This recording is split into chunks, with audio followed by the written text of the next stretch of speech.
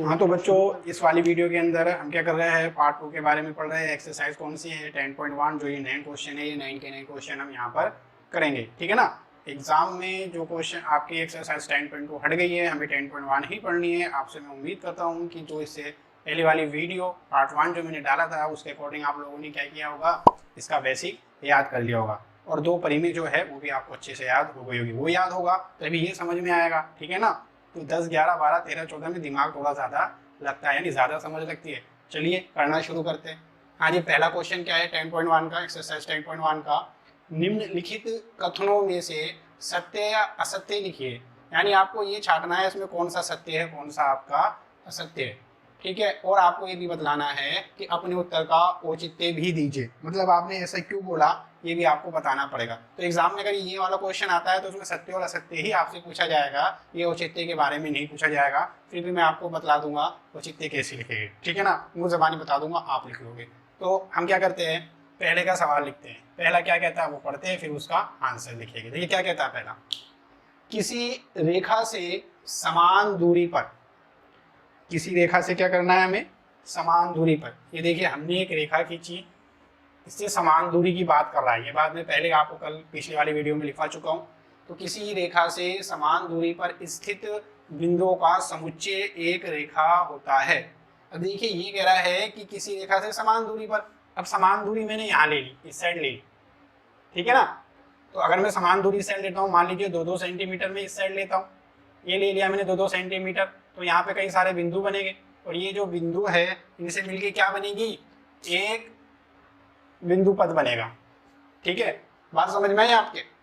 तो ये कह रहा है कि किसी रेखा से समान दूरी पर स्थित बिंदुओं का समुच्चय एक रेखा होती है। अगर मैं इतना देखूं तो हाँ बिल्कुल सही बात है, लेकिन हमने पीछे कल देखा था कि किसी भी रेखा से समान दूरी पर जो रेखाएं होती हैं ना, वो एक दूसरे के समांतर होती है। मतलब एक नीचे लाइन और बनेगी। अगर 2 सेंटीमीटर ऊपर की साइड ले रहा हूँ तो 2 सेंटीमीटर मुझे नीचे की साइड पर भी लेना पड़ेगा, तब एक रेखा यानी एक बिंदु पथ ये बनेगा।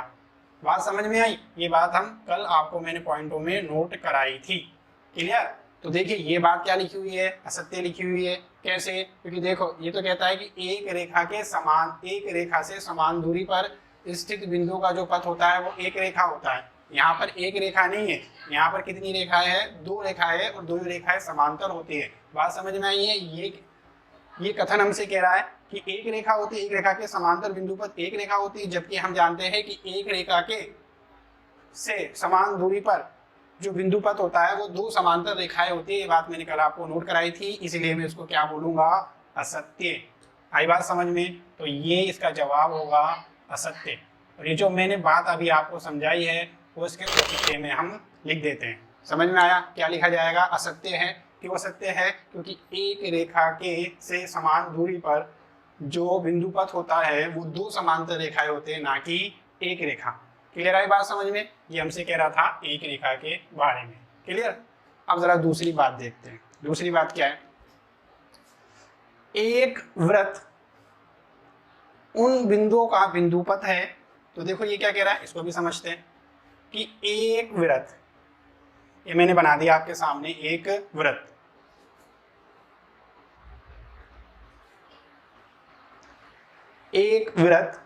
उन बिंदुओं का बिंदु पथ है जो किसी दिए गए बिंदु से नियत दूरी पर स्थित हो। ये बात भी मैं आपको पहले लिखवा चुका हूँ। देखिए बिल्कुल सही बात है। एक जो वृत्त होता है उन बिंदुओं का क्या होता है, बिंदु पथ होता है। उन बिंदुओं का क्या होता है, बिंदु पथ होता है।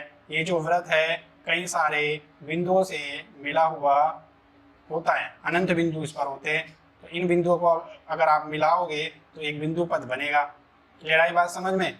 और ये जो बिंदु का पथ है ये एक निश्चित बिंदु से क्या रहता है, समान दूरी पर रहता है, यानी नियत दूरी पर रहता है। इसलिए इसको क्या कहोगे, इसका जवाब होगा सत्य।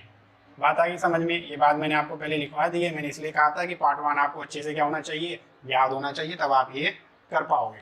क्लियर, ठीक है। यानी हर बिंदु क्या है, समान दूरी पर है। अच्छा जी, आगे बात करते हैं।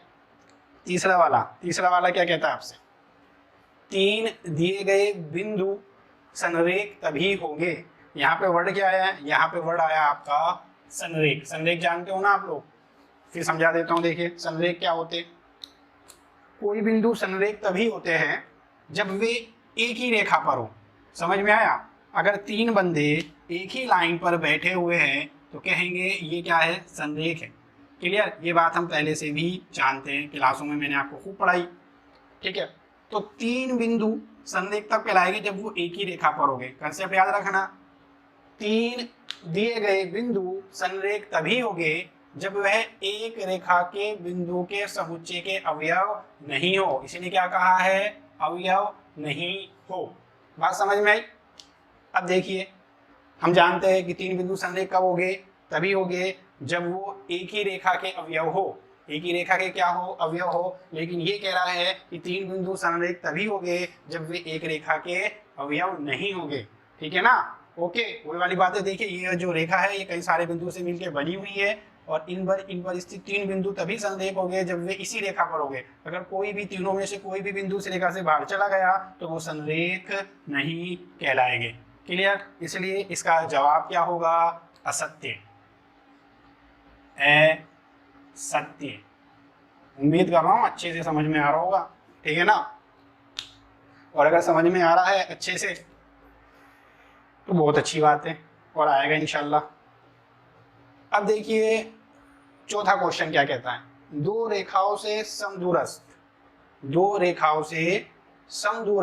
बिंदुओं का बिंदुपथ दोनों रेखाओं के समांतर एक रेखा होगी। बात समझिए, यहाँ समझाता हूँ। ये चाहो तो आप ये चित्र बना लेना, मैं यहाँ से इसको क्या कर रहा हूँ, मिटा रहा हूँ।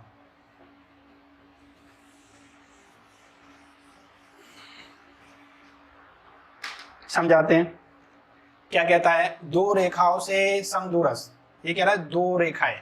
ठीक है ना? अब आप दो रेखाएं ले लेते हैं। देखिए, दो रेखाएं हम जानते हैं, रेखाएं क्या हो सकती है, समांतर भी हो सकती है और प्रतिच्छेदित भी हो सकती है। ये बात इसने नहीं बोली है, इसने तो क्या है, दो रेखाएं ले लो। आप क्या ले लो, दो रेखाएं। बहुत अच्छे से समझना, दो रेखाओं से समदूरस्थ बिंदुओं का, ये मैंने दो रेखाएं ली, एक ही रही, एक ही रही।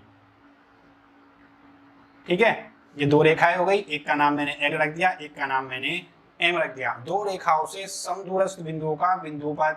अब समदूरस्थ बिंदु कौन से हो गए, ये हो गए आपके। ठीक है, यानी जो बीच में पड़ गए, और इनको मिलाने वाली रेखा क्या होगी, इनका बिंदुपथ कहलाएगी। इस रास्ते को ये फॉलो कर रहे हैं, इनसे एक रास्ता बनना है, वो उनका बिंदुपथ कहलाएगी। दोनों रेखाओं के समांतर एक रेखा होती है। यहाँ तक की बात आपको सही लग रही है? बिल्कुल सही भी है, क्योंकि मैंने लिखवाया भी है। लेकिन एक खास बात देखिए, मैंने जो इससे रिलेटिव आपको बात लिखवाई है पिछली वीडियो में, उसमें मैंने ये बोला है दो समांतर रेखाएं। कौन सी रेखा है, दो समांतर रेखाएं। इसमें समांतर रेखाएं हमें नहीं दे रखी, इन्हें सिर्फ कह रखा है दो रेखाओं से समदूरस्थ बिंदुओं का बिंदुपथ। इस बात को बिल्कुल गौर किया जाए, इसलिए सिर्फ दो रेखाएं बोली, दो समांतर रेखाएं नहीं बोली। जबकि मैंने जो यहाँ पे लिए दो समांतर रेखाएं, दो समांतर रेखाओं से समदूरस्थ बिंदु का बिंदुपथ एक रेखा होती है। ये बात तो बिल्कुल सही है, लेकिन क्योंकि इसने समांतर रेखाएं नहीं दी, तो मैं रेखाएं ये भी तो ले सकता हूँ ना, प्रतिच्छेदित वाली रेखाएं ले सकता हूँ, प्रतिच्छेदित करती भी जा सकती है। ठीक है ना? रेखाएं आपकी ऐसी भी जा सकती है। क्लियर? एक रेखा आपकी सीधी जा सकती है और एक आपकी टेढ़ी जा सकती है, इस तरीके से। तो इसके लिए तो बात ये सही है, लेकिन इन सब के लिए ये बात गलत है। ठीक है ना? क्लियर? बात समझ में आई? अगर ये कहता समांतर रेखा है, अगर यहाँ पे समांतर डाल देता था, दो समांतर रेखाओं से समदूरस्थ बिंदु का बिंदुपथ तो दोनों रेखाओं के समांतर रेखा होती है, तब तो ये बात बिल्कुल सही होती। अगर समांतर रेखाएं दे रखी दो, लेकिन समांतर नहीं दे रखी है, तो भाई रेखा ऐसी भी हो सकती है, रेखा ऐसी भी हो सकती है, रेखा ऐसी भी हो सकती है, और यहाँ पे ये नियम अप्लाई नहीं करेगा। देखिए फॉर एग्जाम्पल, जैसे मैं आपको यही समझा देता हूँ कि यहाँ पर मैंने ये डॉट डॉट ले लिए। ठीक है, तो क्या ये जो बिंदुपथ बनना है कि इन सबसे समान दूरी है, इनकी दूरी अलग अलग होगी। अलग अलग कैसे, कि भाई इस रेखा से मैं इसकी दूरी नापी यहाँ पे, जैसे मान लो यहाँ पे आ रहा है 2 सेंटीमीटर, इसको नापा ये 2 सेंटीमीटर, लेकिन यहाँ से तो साफ साफ दिख रहा है ना कि ये बढ़ गया। जैसे मान लो 3 सेंटीमीटर, ये 3 सेंटीमीटर, तो इसमें चेंज आ रहा है। ठीक है ना? इसलिए हम क्या बोलेंगे कि जो चौथा कथन है ये क्या है, असत्य कथन है। कैसा है, असत्य कथन। औचित्य समझ रहे हैं, जो मैंने आपको समझाया वो औचित्य कहलाएगा। क्लियर? तो हम यहाँ पे ये लिख देंगे, क्योंकि दो समांतर रेखाओं से समदूरस्थ बिंदु का बिंदुपथ दोनों रेखाओं के समांतर रेखा होता है, केवल दो रेखाओं के लिए नहीं होता। ये इसका औचित्य हो जाएगा। पांचवा सवाल देखते हैं। पांचवा क्या है, दो दिए गए बिंदुओं से समदूरस्थ, इसको भी समझते हैं। भाई समझने के लिए चाहो आप बना लेना ब्रैकेट में डाल के, ओके, एग्जाम में नहीं बनानी है आपको, ये समझाने के लिए किया मैंने सारा। अब देखते हैं आगे पांचवा सवाल क्या कहता है आपसे। पांचवा सवाल कहता है दो दिए गए बिंदुओं से समदूरस्थ, तो हम क्या करेंगे, दो बिंदु ले लेंगे, एक बिंदु ए रहा, एक बिंदु ए रहा, एक का नाम ए रख दिया, एक का नाम बी रख दिया, जैसा बोल रहा वैसा करते जाएंगे। दो दिए गए बिंदुओं से समदूरस्थ, बिंदु का बिंदु पथ, एक बिंदु मैंने ले लिया जो ये है, ये समदूरस्थ है किससे, ए से बी और बी से बी, इसको समझाते हैं, ए से बी और बी से बी। तो ज़रा देखिए ये जो है, हालांकि ये थ्योरम ही पढ़ा रहा हूँ मैं, कल भी बात कर ली थी हमने इसकी, ये ए हो गया और ये आपका बी, यानी जो रेड कलर का ये बिंदु है इन दोनों से समान दूरी पर है, ठीक है। बिंदु का बिंदु पथ, अब मैं इस बिंदु का क्या बनाऊंगा, बिंदु पथ बना देता हूँ। ये खूब सारे मार्कर ले रखे हाथ में रंग बिरंगे, ताकि आपको पढ़ने में मज़ा आ जाए, इसलिए भाई साहब थोड़ा सा टाइम इधर लग जाता है। ये खींचती अपन ने समदूरस्थ, इसका बिंदु पथ बना लिया, तो ये जैसे बिंदु मैंने पी ले लिया, इसका बिंदु पथ क्या हो गया, ये हो गया। क्लियर, हर एक शब्द के बारे में बता रहा हूँ आपको। दो दिए गए बिंदु यानी ए बी से समदूरस्थ, मतलब एक बिंदु मैंने क्या ले लिया, पी ले लिया। बिंदु का बिंदु पथ दोनों बिंदुओं को मिलाने वाली रेखा का लंबअर्धक होता है, दोनों बिंदु को मिलाने वाली रेखा का लंबअर्धक होता है।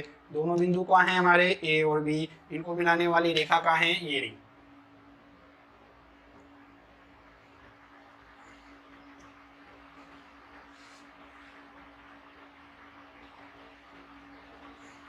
ठीक है, तो बात आ रही समझ में।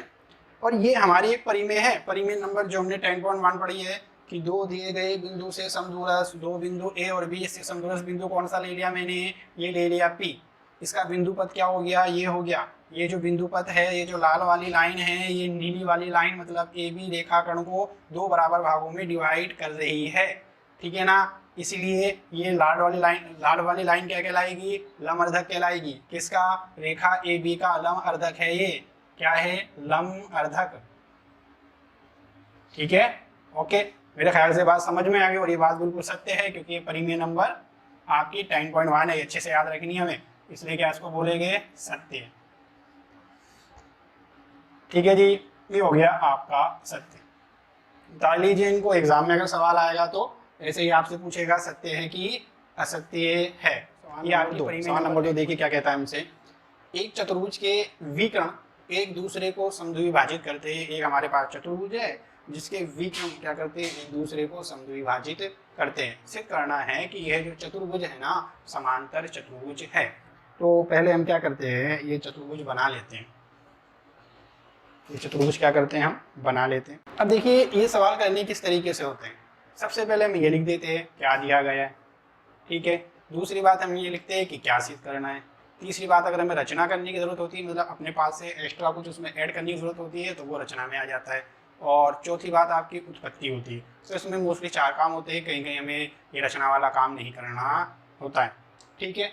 तो सबसे पहले क्या लिखेंगे, मैंने जैसा आपको बताया दिया गया है वो लिखा जाएगा। तो इसका अगर मैं आंसर लिखने जा रहा हूँ तो वो क्या है भाई, या हल लिखेंगे तो अच्छी बात है, हल लिखेंगे। हाँ, तो हमें क्या दे रखा है, सबसे पहले वो लिख देंगे, दिया है, क्या दिया गया है, एक समांतर चतुर्भुज है, एक चतुर्भुज है जिसके विकर्ण एक दूसरे को समद्विभाजित करते हैं।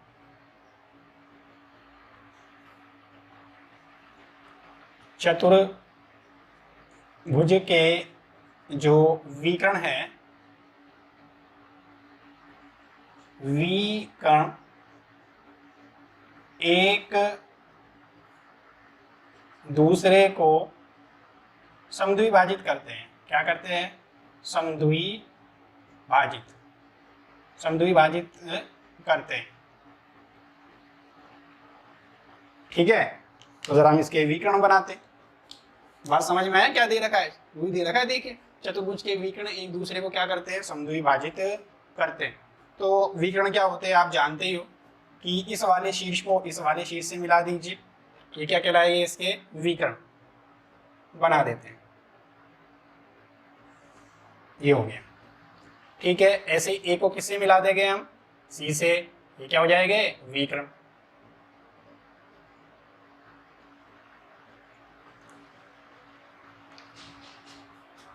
अब ये क्या दे रखा है, एक दूसरे को समद्विभाजित करते हैं। अब समद्विभाजित का मतलब क्या, कि ये वाला जो बी और डी विकर्ण है ये ए सी को दो भागों में बांट रहा है, ऐसे ही जो ए सी विकर्ण है,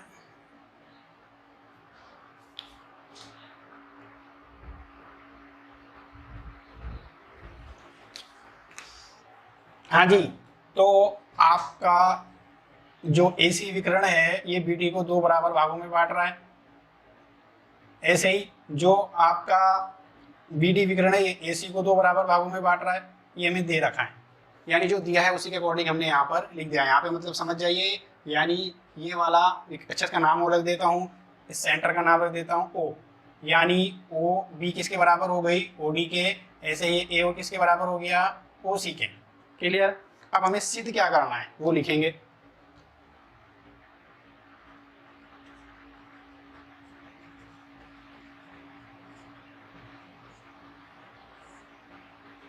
क्या सिद्ध करना है, सिद्ध करना है कि यह जो चतुर्भुज है समांतर चतुर्भुज है, ये हमें सिद्ध करना है।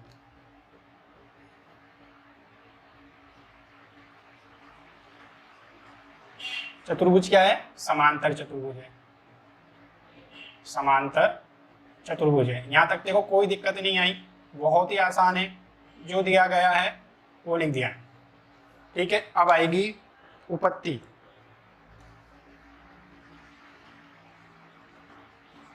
उपपत्ति में क्या लिखा जाता है, सिद्ध करना है इसको, वही करेंगे। देखिए कैसे करेंगे। यहाँ पे हमें दो त्रिभुज दिख रहे हैं, पहला त्रिभुज AOB और दूसरा DOC। आप ये भी ले सकते हैं AOD या BOC। तो मैं ये वाला ले रहा हूँ, पहला त्रिभुज तो कौन सा ले रहा हूँ, ये वाला, और दूसरा त्रिभुज कौन सा ले रहा हूँ, ये वाला। आप चाहो तो ये वाला और ये वाला भी ले सकते हैं। ठीक है, तो हम यहाँ पे लिख देते हैं त्रिभुज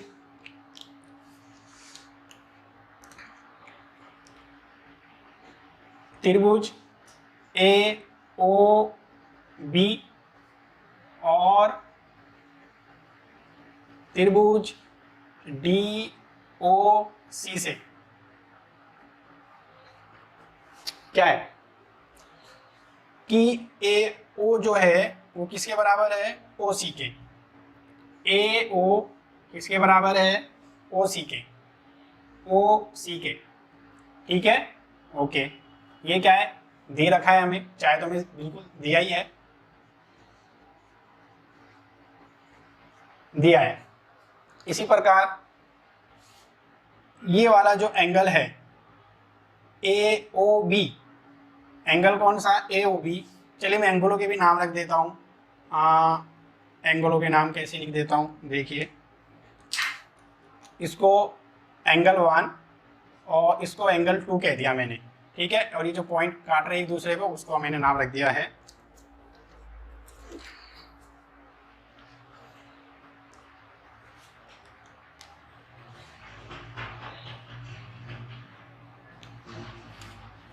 मैं नाम दे देता हूँ। यहाँ पे जो कोण बनना है उसका नाम 1 रख देता हूँ, यहाँ पे जो कोण बनना है उसका नाम मैंने 2 रख दिया, और जहाँ पे ये दोनों विकर्ण एक दूसरे को काट रहे हैं उस पॉइंट का नाम मैंने O रख दिया, पहले ही रख दिया। अब देखिए क्या है कि ये जो एंगल 1 है ये एंगल 2 के क्या है, बराबर है, क्योंकि अगर दो लाइनें एक दूसरे को प्रतिच्छेद करती है तो समूह कोण क्या होते हैं, बराबर होते हैं। इसलिए मैं यहाँ पे लिख दूंगा कि एंगल 1 किसके बराबर होगा, एंगल 2 के। यहाँ पे लिख दूंगा क्योंकि एक दूसरे के समूह कोण है, क्या है, सम्मुख कोण, और सम्मुख कोण क्या होते हैं, बराबर होते हैं। ठीक है ना, ये वाली बात आपको समझ में आ गई होगी। दूसरी चीज क्या कि OB किसके बराबर है, OD के बराबर। ये हमें दे ही रखा है कि OB किसके बराबर है, OD के बराबर, और ये भी हमें दिया है। क्लियर। देखिए आप एक चीज पढ़ के आए हो, अगर किन्हीं दो त्रिभुज की दो भुजाएं और एक कोण में बराबर कर दूं, ये क्या कहलाते हैं, सर्वांसम कहलाते हैं। अब सर्वांसम त्रिभुज का मतलब क्या रहता है कि अगर इस त्रिभुज को मैं इस त्रिभुज के ऊपर लिख रखूं तो एक दूसरे को ढक लेंगे। अब देखो करना कैसे है, करना ऐसे है कि इस त्रिभुज को आप यहाँ से निकाल लो और ये डबल डॉट वाली है वो लाइन इसको ऊपर आनी चाहिए, ये वाली लाइन इसको ऊपर आनी चाहिए और ये वाली इसको ऊपर आनी चाहिए, दूसरे को क्या कर लेंगे, ये ढक लेंगे। यानी अगर ये केस लग गया, ये क्या है आपकी भुजा, ये क्या है आपका कोण और फिर ये क्या है आपकी भुजा, तो भुजा कोण भुजा नियम से ये दोनों त्रिभुज हो गए आपके सर्गवांसम, दोनों त्रिभुज क्या हो गए, सर्गवांसम। ये बात मैं यहाँ पे लिख देता हूं, त्रिभुज ए ओ बी क्या हो गए, सर्गवांसम हो गए किसके, त्रिभुज डी ओ सी के। कैसे, यहाँ पे हम लिख देंगे साइड एंगल साइड नियम से, ठीक है, यानी भुजा कोण भुजा नियम से। आई बात समझ में, सर्गवांसम होगा यानी एक दूसरे को ढक लेंगे। क्लियर। अगर ये सर्गवांसम है ना तो देखिए खूबी क्या हो गई, एक खूबी ये हो गई इनकी कि एंगल ए एंगल सी के क्या हो जाएगा, बराबर। यहाँ पे मैं थोड़ा सा नाम रख देता हूँ, इसका नाम रख देता हूँ 3, एंगल 3 और इसका नाम रख देता हूँ एंगल 4। ठीक है, देखो मैंने कहा था कि आप जिसको घुमा के रखोगे ना तो ए ओ किसको ढकेगी, ओ सी को, और बी ओ किसको ढकेगी, ओ डी को, यानी एंगल 3 किसको ढक लेगा, एंगल 4 को ढक लेगा। तो यहाँ पे मैं लिखूंगा ये सर्गवांसम हो गए। अब सर्गवांसम होने से एंगल 3 किसके बराबर हो जाएगा, आपके एंगल 4 के बराबर हो गया। आई बात समझ में। एक खास बात और है, वो क्या खास बात है कि एंगल 3 और एंगल 4 क्या है, एकांतर कोण है। एकांतर कोण आप जानते हो, एक इसको ऐसे समझाया जाता है कि जैसे ये Z की शेप बन गई तो Z वाले जो एंगल होते हैं ना ये एक दूसरे के एकांतर होते हैं। ये आप इसको ऐसे भी कह लो, नाम में ही है, क्या है, एकांतर कोण। एकांतर कोण का मतलब क्या रहता है, एक कोण को छोड़ दो तो इसके पास वाला कौन सा कोण है, ये वाला। अगर आपने इसको छोड़ दिया तो ये कौन सा आएगा, ये वाला। ठीक है, एकांतर कोण। समझ में आया कि 3 के पास वाला कोण है ये, यानी इसका अंतर कर दो। अगर आपने इसका अंतर कर दिया तो अगला एंगल कौन सा आ रहा है, ये वाला। चाहे आप इसको कह लो कि 4 का एकांतर निकालना है तो ये 4 है, 4 के पास वाला कोण कौन सा है, ये वाला। इस वाले कोण को छोड़ दो यानी इसका अंतर कर दो तो अगला कोण कौन सा आएगा, ये वाला। ठीक है, इसलिए मैं यहाँ पे लिख रहा हूँ ये क्या है, एकांतर कोण है। कौन से है, एकांतर कोण। क्लियर। यानी सर्गवांसम से तो हमने प्रूफ किया है कि एंगल 3 एंगल 4 के क्या है, बराबर है। फिर हमने देखा, हम ये जानते हैं कि ये कौन से कोण हो गए आपके, एकांतर कोण भी है। अब एक खास बात यह है कि अगर कोई दो कोण एकांतर कोण है तो उन पे बनी जो रेखाएं होती है ना वो समांतर होती है। ये बात मैं आपको यहाँ लिखता हूं।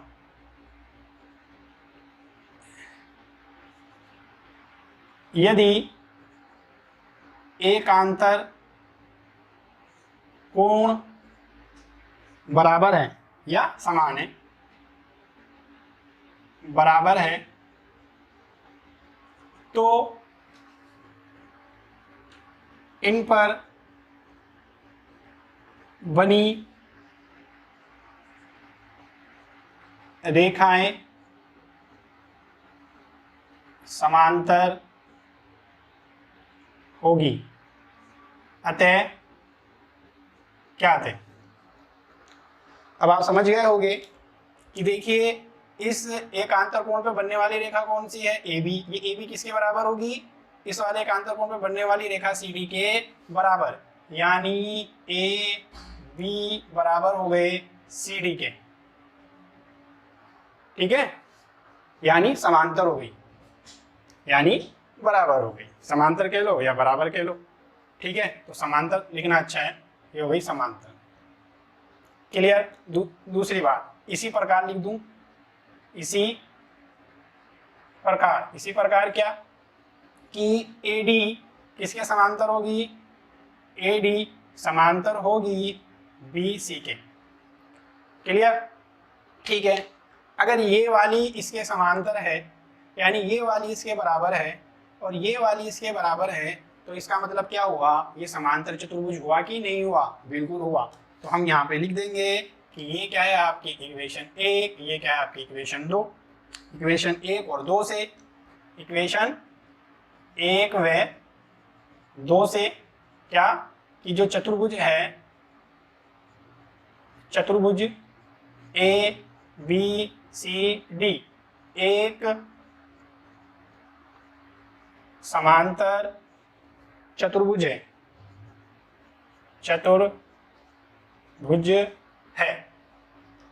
ये बात आप नोट कर लीजिए, फिर हम अगला सवाल करेंगे। क्वेश्चन नंबर 3 हमसे क्या कहता है, 3 संरेख बिंदु ए बी और सी के समदूरस्थ बिंदुओं का बिंदुपथ क्या होगा।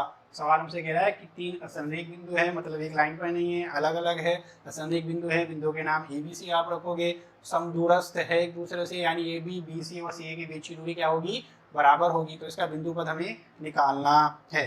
तो सबसे पहले मैं 3 बिंदु देखिए ले लेता हूँ। पहला बिंदु हो गया आपका ये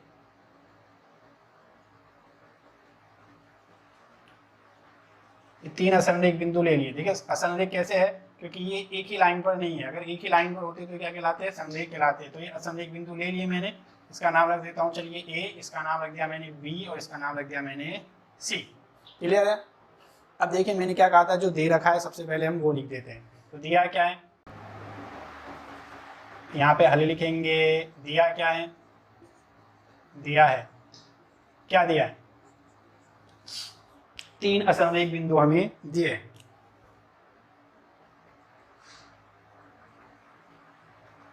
तो ये लिख देंगे, ए संरेख बिंदु जो है कौन कौन से, ए बी और सी समदूरस्थ है। क्या है, समदूरस्थ है, ये हमें दे रखा है, ठीक है। समदूरस्थ होने का मतलब क्या रह गया कि ए और बी के बीच की दूरी किसके बराबर होगी, बी सी के बराबर और सी ए के बराबर, ठीक है ना। यही तो है समदूरस्थ का मतलब, यानी समान दूरी पर बैठे हुए। क्लियर। अब देखिए हमें सिद्ध क्या करना है, फिर मैंने कहा था सिद्ध क्या करना है वो लिखिए। सिद्ध हमें क्या करना है, सिद्ध हमें क्या करना है, सिद्ध हमें करना है क्या, बिंदुओं का बिंदुपथ क्या होगा ये निकालना है। बिंदुओं का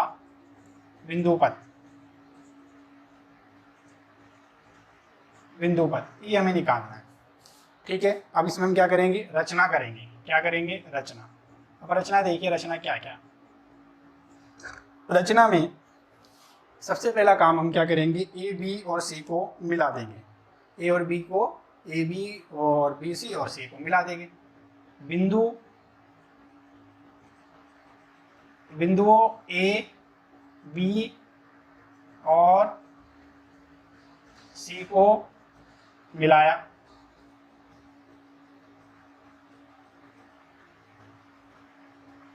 तथा ए बी बी सी और सी ए के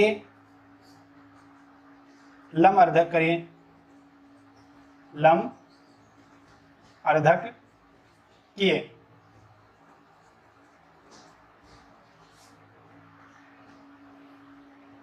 तो वो लंब अर्धक कौन कौन से, एक तो हमें अभी बता देता हूँ, पहले थोड़ी सी बात बाद में लिखूंगा, पहले इसको मिला देता हूँ। जैसे बिंदु ए बी बी सी और इन सबको हमने क्या करा, मिलाया, ठीक है। तो इसको जरा मिलाते हैं। सबसे पहले रचना में क्या किया, ए बी और सी को हमने क्या करा है, इन सबको मिला दिया, यानी ए को मिला दिया हमने बी से, ए को मिला दिया हमने सी से, और ए को मिला, बी को मिला दिया हमने सी से, ठीक है जी। तो देखिए हमें ए बी बी सी और सी ए प्राप्त हो गई। इसके बाद हम इसके कर रहे हैं लमर्धक। लमर्धक आप जानते ही हो कि जैसे आपको सिखाया था कि प्रकार के अंदर क्या लगा लेते हैं, हम पेंसिल लगा लेते हैं और एक चाप ऊपर, जैसे हमें बी सी का आधा करना है तो बी पे प्रकार की नोक रख के एक चाप ऊपर लगा देते हैं और ए पे प्रकार की नोक रख के एक चाप इधर लगाते हैं। ऐसे ही ए पे प्रकार की नोक रख के एक चाप इधर लगा दोगे, एक इधर लगा दोगे, तो इसका लमर्धक हो जाएगा। क्योंकि रचना वाला चैप्टर है नहीं, तो हम क्या कर रहे हैं, इसको सीधे सीधे कर रहे हैं, ठीक है ना। ओके, देखिए कैसे,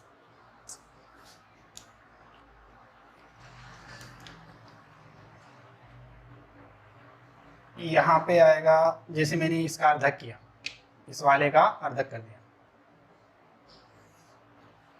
ये कर दिया मैंने, इस वाले का थोड़ा ज़्यादा हो गया है, अंदाजन मैं ऐसे ही कर रहा हूँ।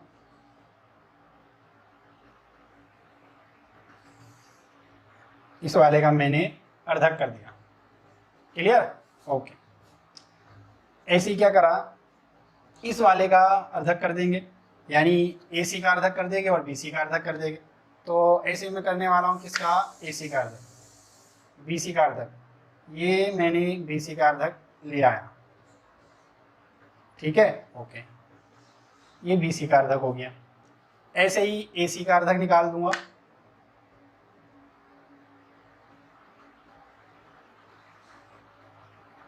ये हो गया आपका AC का अर्धक, ठीक है। अब ये कौन कौन से बिंदु पे काट रहे हैं, तो बिंदु का नाम लिख देते हैं। जैसे मान लीजिए ये ABAC हो गया, ये काट रहा है इसको D बिंदु पर, ये काट रहा है E बिंदु पर, और ये काट रहा है F बिंदु पर, ठीक है। अच्छा जी, अब देख रहे हो ये जो तीनों के तीनों लंब अर्धक है, ये क्या कर रहे हैं, तीनों को तीनों एक भुजा पे जाके काट रहे हैं, यानी एक पॉइंट पे जाके काट रहे हैं। उस पॉइंट का नाम रख देता हूं मैं O। आगे बात समझ में आप लोगों के, ठीक है, ओके। थोड़ा सा इसको हम और आगे बढ़ा देते हैं।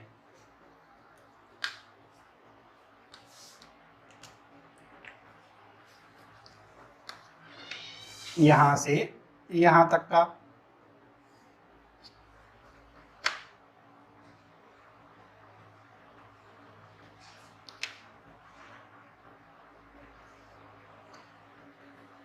Clear, okay. चलिए, तो हमने क्या क्या रचना करी, हमने जो रचना करी है जो कौन कौन से बिंदु पर जाके काट रही है, तीनों के तीनों लंब एक ही बिंदु पर जाकर काटते हैं, ठीक है ना। जो बिंदु O पर प्रतिच्छेद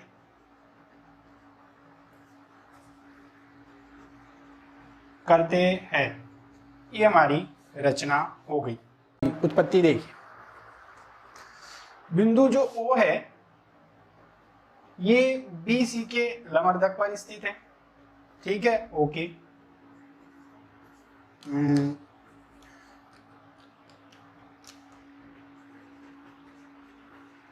बिंदु O BC के अर्धक पर स्थित है, ठीक है, ओके। अतः परिमेय नंबर जो 10.1 है वो ये कहती है कि अगर कोई बिंदु किसी के अर्धक पर स्थित है तो अर्धक पर स्थित बिंदु दोनों बिंदुओं से समान दूरी पर क्या होता है, रहता है।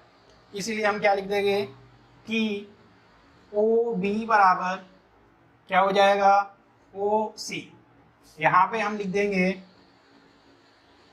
इक्वेशन 1, और परिमेय नंबर कौन सी, परिमेय नंबर 10.1 से कर रहे हैं हम ये बात, क्लियर, ओके। इसी प्रकार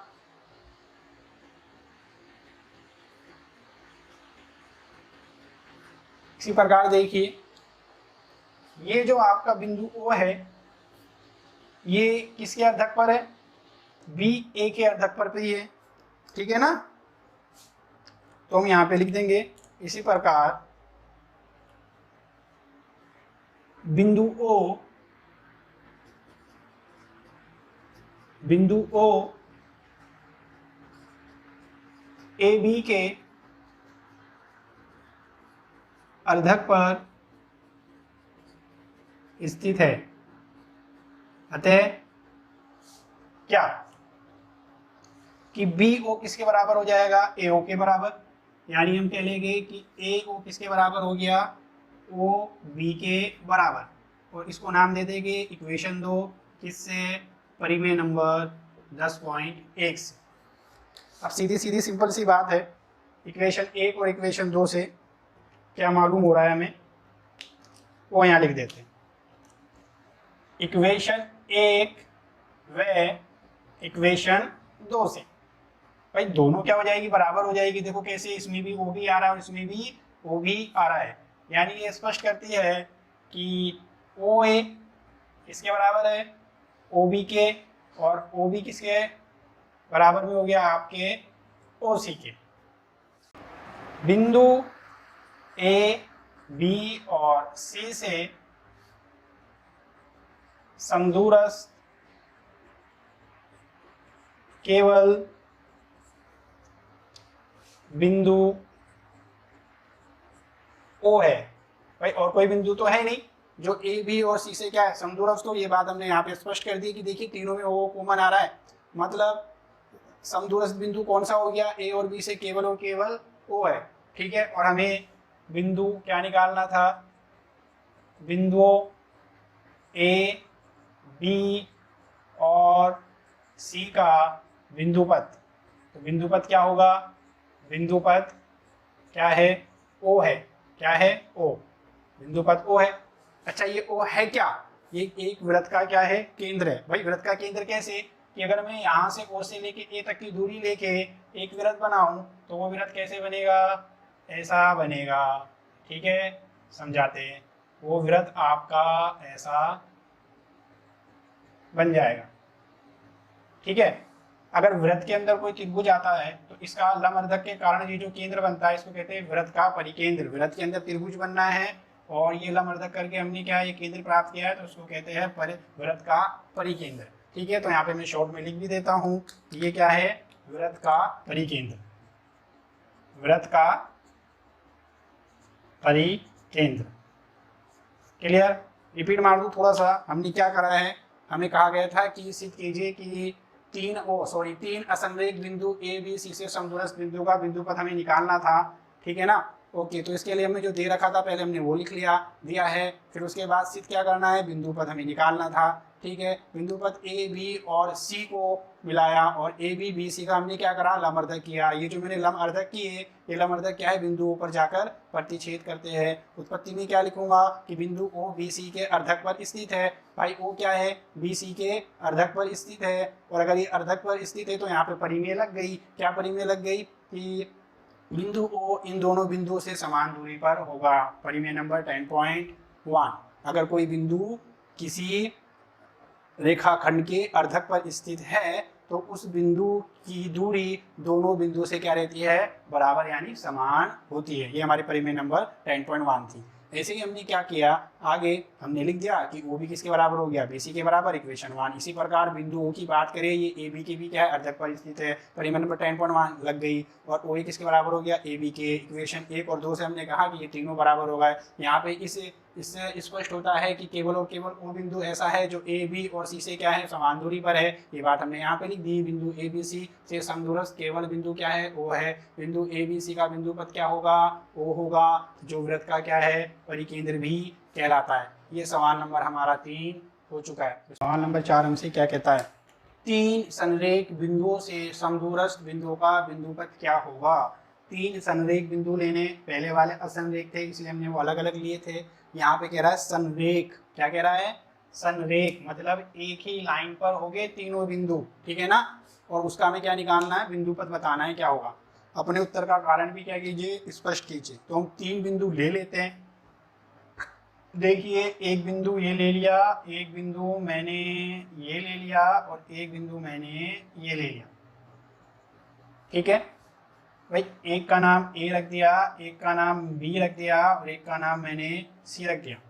क्योंकि ये तीनों क्या है, संरेख है, इसका मतलब ये तीनों एक ही लाइन पर होंगे, यानी एक ही रेखा पर होंगे, इसलिए हमने इनको लाइन में बनाया। ठीक है, चलिए मैं पहले क्या करता हूँ, बिंदु बना लेता हूँ। ये लो, पहले मैं लाइन बना लेता हूँ, बिंदु फिर बाद में बना लेंगे। ये मैंने पहले लाइन बना ली। क्या ये लाइन बन गई, लाइन तो तब बनेगी जब मैं यहाँ पे क्या बनाऊंगा, एरो। ठीक है, अब इस पे 3 बिंदु ले लिए। पहला बिंदु ए ले लिया, दूसरा बिंदु आपका बी ले लिया और तीसरा बिंदु यहाँ पर सी ले लिया। ठीक है, ओके।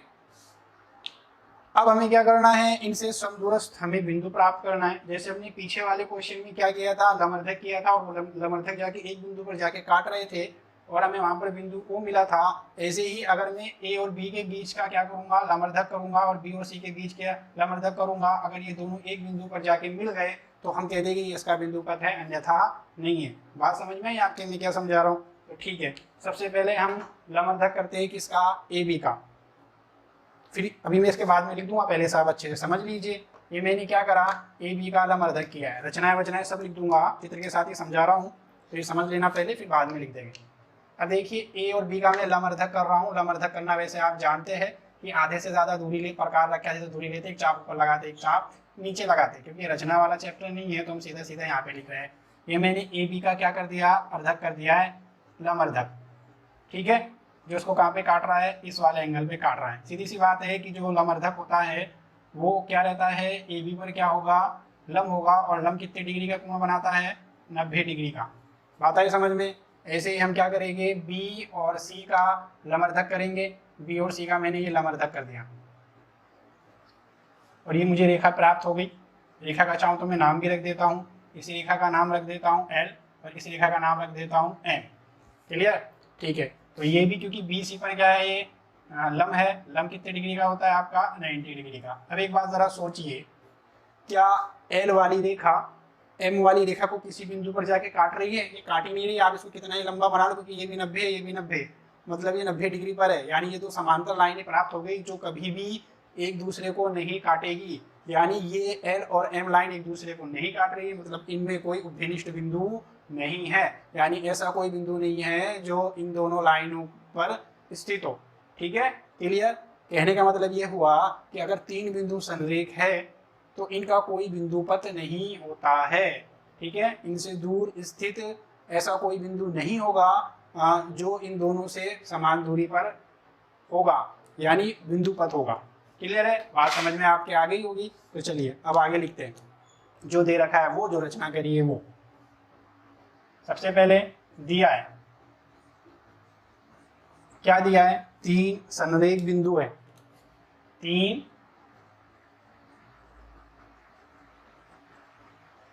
संरेख बिंदु है। तीन संरेख बिंदु क्या है, समदूरस्थ है, समदूरस्थ है। ठीक है, सिद्ध क्या करना है, बिंदु पथ ज्ञात करना है। ज्ञात लिख लेते हैं हम, ज्ञात करना है ना, ये करना ज्ञात क्या करना है हमें, इनका बिंदु पथ, ये हमें क्या करना है, ज्ञात करना है। रचना करी हमने,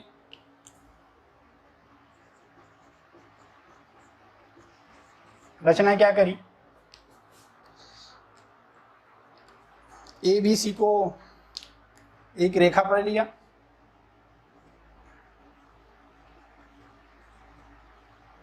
ओहो मार्कर चेंज कर देता हूं,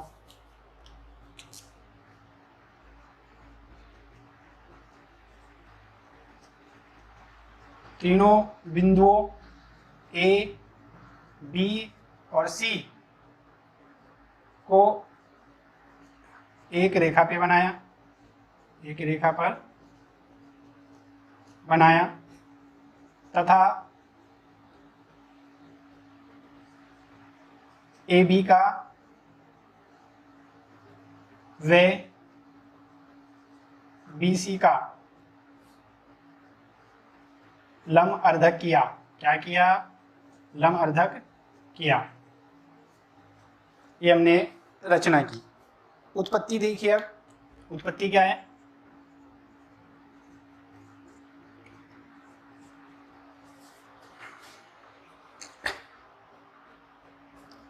चित्र से लिख देते हैं।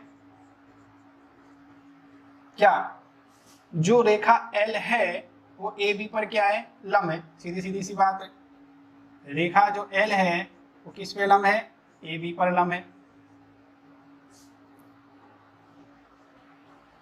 ओके, ये आपकी क्या हो गई, इक्वेशन 1।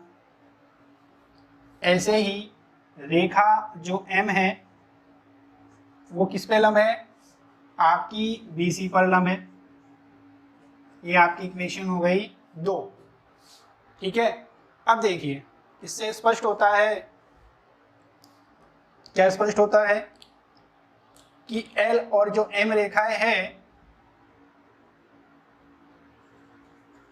रेखाएं L व M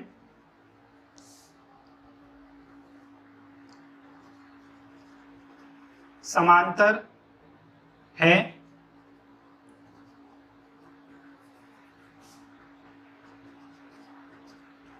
जिनका कोई उभयनिष्ठ बिंदु नहीं होगा। ठीक है, अतः 3 संरेख बिंदुओं से समदूरस्थ बिंदुओं का कोई बिंदुपथ नहीं होगा, कोई बिंदुपथ नहीं होगा। बात समझ गए आप? क्योंकि ये दोनों लाइनें कहीं पे जाके मिलेगी नहीं, और मिलेगी नहीं तो ऐसा कोई बिंदु हमें प्राप्त नहीं होगा। अब सवाल नंबर 5 क्या कहता है, जरा देखते हैं। सिद्ध कीजिए कि ए और बी बिंदुओं से होकर जाने वाले वृत्तों के केंद्रों का बिंदुपथ रेखाखंड ए बी का लंबवर्धक होगा। यानी हमें क्या करना है कि दो बिंदु ए और बी लेने, बिंदुओं से होकर जाने वाले ए और बी बिंदुओं से होकर जाने वाले वृत्तों के केंद्रों का बिंदुपथ रेखाखंड ए बी का क्या होगा, लंबवर्धक होगा। बात समझते, बात देखिए कैसे। ये मैंने बिंदु ले लिया ए और ये बिंदु ले लिया मैंने बी, इसका नाम रख दिया ए और इसका नाम रख दिया बी। ठीक है, ओके। अब क्या है कि इन ए और बी को टच करते हुए कई सारे वृत्त हैं। ठीक है ना, सिद्ध कीजिए कि ए और बी बिंदुओं से होकर जाने वाले वृत्तों के केंद्रों का, यानी ऐसे वृत्त बनाने हैं जो ए और बी को टच करते हुए बने। ठीक है, और इनके ये जो वृत्त हो गए, जो हम वृत्त बनाएंगे, उनके केंद्रों से कहीं क्या बनेगा, एक बिंदुपथ बनेगा। तो वो जो बिंदुपथ होगा, हमें सीधे करना है कि इन वृत्तों के केंद्रों से जो बिंदुपथ बनेगा वो रेखाखंड ए बी का क्या होगा, लंबवर्धक होगा। ये हमें सिद्ध करना है। ठीक है, जैसे मैं आपको बना के दिखाता हूँ। ये मैंने बनाया एक वृत्त, ये हो गया। ठीक है, बात समझ में आई? तो देखो ये वृत्त कैसा है कि ये ए और बी से होके जा रहा है। अब इस वृत्त का क्या बनेगा, केंद्र बनेगा। ये जैसे मैंने केंद्र बना दिया यहाँ पे, ये इसका केंद्र हो गया। ऐसे ही क्या करना है मुझे, एक वृत्त और बनाता हूँ मैं। चलिए ऊपर की साइड तो खूब सारे बना सकते हैं, लेकिन मैं क्या है इतने ही वृत्त ले रहा हूँ। ठीक है, यानी जो ए और बी को क्या करते हुए जा रहा है, टच करते हुए जा रहा है। ए और बी को मैं थोड़ा बाहर लिख लेता हूँ। बात समझ में आ गई होगी आपको। ये ए हो गया और ये आपका बी, ये रहा आपके पॉइंट। तो आप देख रहे हो ये ग्रीन वाला वृत्त भी ए बी से होके गुजर रहा है, और ये जो ब्लू वाला वृत्त है ये भी आपका ए बी से होके गुजर रहा है। तो ऐसे ही क्या है, ये ग्रीन वाले का ये हो गया सेंटर। क्लियर? जरा मैं इसका नाम रख देता हूँ, इसका नाम ए है, इसका नाम बी है, तो चलो इसका नाम रख देता हूँ पी और इसका नाम रख देता हूँ क्यू। क्लियर? ओके। अब देखना जरा आगे क्या कहना चाह रहा है ये। अच्छा, मैंने तो केवल 2 ही वृत्त बनाए हैं, ऐसे खूब सारे बन सकते, और बना लिया मैंने, और बना लिया, और बड़े बड़े बना लिए। ठीक है ना, कई सारे बना सकता हूँ, लेकिन केवल मैं 2 लेके आपको दिखा रहा हूँ। अच्छा, अब देखिए करना क्या है। करना ये है, ये वृत्त बन गए, इन वृत्त के केंद्र क्या है, पी और क्यू। इन दोनों को मिलाऊंगा तो मुझे क्या मिलेगी, केंद्रों को जब मैं आपस में मिलाऊंगा तो मुझे बिंदुपथ प्राप्त होगा। और ये जो बिंदुपथ होगा ये ए बी को क्या है, लंबवर्धक कर रहा है। ये हमें प्रूफ करना है। क्लियर? ठीक है भाई, मैं अपने स्तर पर पूरी कोशिश कर रहा हूँ कि आपको ये चीज़ अच्छे से समझ में आए। अब प्रैक्टिस पर डिपेंड करता है। ठीक है, आप पहले कितनी प्रैक्टिस कर चुके हैं। सो ये मैंने एक बिंदुपथ बना दिया है।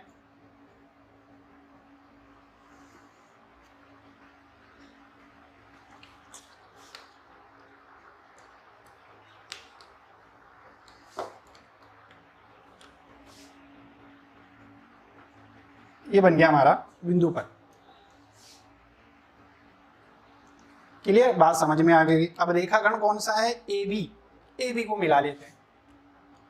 ये जो बिंदु हमारे दिए गए थे ए बी को, इसको हमने क्या करा है, मिला लिया इस तरीके से। क्लियर? ओके, बात समझ में आ गई। मेरे ख्याल से आपके चित्र समझ में आ गए होंगे। अब देखिए हम इसमें रचना क्या करने वाले। रचना ये करने वाले हैं कि सीधी सी बात, हम जानते हैं कि ये जो सेंटर है, सेंटर से लेके ए तक की दूरी क्या कहलाएगी, इसकी त्रिज्या ही तो कहलाएगी। हम जानते ही है भाई, सेंटर से लेके परिधि के किसी भी हिस्से तक की जो दूरी होती है वो उसकी क्या कहलाती है, त्रिज्या कहलाती है। क्लियर? ओके। ऐसे ही मैं नीचे वाले के लिए कह दूंगा कि सेंटर से लेकर के ए तक की दूरी, उसकी त्रिज्या बराबर रहती है। ऐसे इधर की त्रिज्या भी क्या रहेगी आपकी, बराबर रहेगी। क्लियर? ओके। जानते हो नहीं जानते हो भाई, पढ़ रखा है हमने इतना सारा कि सेंटर से लेके परिधि के किसी भी बिंदु तक की दूरी उसकी त्रिज्या कहलाती है। तो ये भी सेंटर से लेके यहाँ तक की दूरी यानी त्रिज्या है, और त्रिज्या क्या रहती है, बराबर होती है। ऐसे क्यू वाले के लिए कह लो कि क्यू सेंटर है, सेंटर से लेके वृत्त की परिधि तक की दूरी क्या होती है, उसकी त्रिज्या होती है, यानी क्यू से भी तक की दूरी भी क्या है, त्रिज्या, यानी ये भी क्या होगी, बराबर होगी। अब चित्र समझ में आ गया तो हम चीजें लिख लेते हैं। नंबर 1 दिया है, हल लिखने जा रहे हैं तो क्या है, दिया है। अब हमें क्या दिया है वो हम बता देते हैं। ए और बी बिंदु दिए गए, क्या दिए गए, ए और बी बिंदु ये दिए हैं, ठीक है ना। ओके, सिद्ध क्या करना है,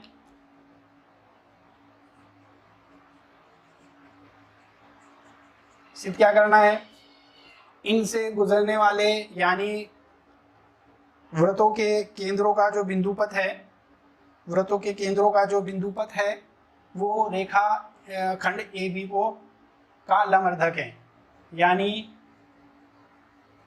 वृत्तों के केंद्रों का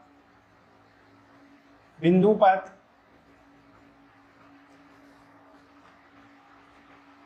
रेखाखंड ए बी का लंबवर्धक है। ये हमें प्रूफ करना है।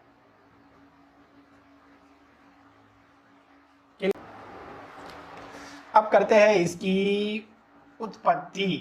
अब उत्पत्ति में देखिए क्या लिखना है हमें, सीधी सीधी सी बात है। बिंदु जो P है ऐसे वृत्त का केंद्र है, वृत्त का केंद्र है जो A और B से होकर गुजरता है, होकर जाता है।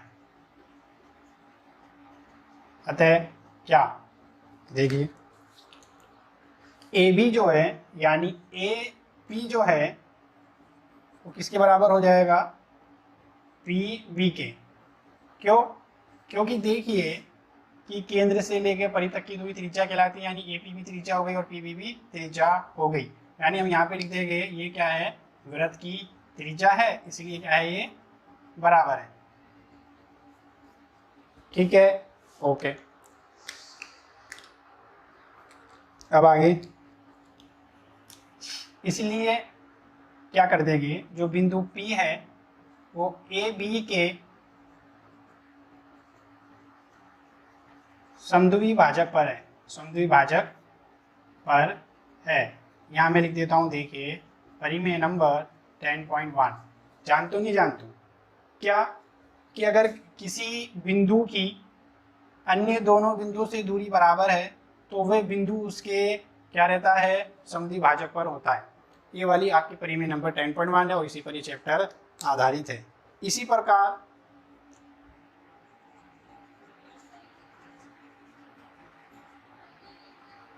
जो बिंदु Q है ऐसे वृत्त का केंद्र है जो AB से होकर जाता है, और इसके लिए भी लागू हो जाएगा कि AQ किसके बराबर होगा, QB के बराबर, यानी AQ किसके बराबर हो जाएगा आपका, QB के बराबर। दूसरे कलर से लिख लेते हैं कि AQ किसके बराबर हो जाएगा, QB के बराबर, क्योंकि ये भी क्या है, वृत्त की त्रिज्या है। ठीक है, तो एक बात पता चली कि बिंदु P और जो Q है इनका जो बिंदु पथ है वो AB के क्या है, रेखाखंड AB के समद्वि भाजक पर है। अतः P और Q केंद्र वाले वृत्तों का बिंदु पथ रेखाखंड ए बी के लमसम भाजक पर है, लमसम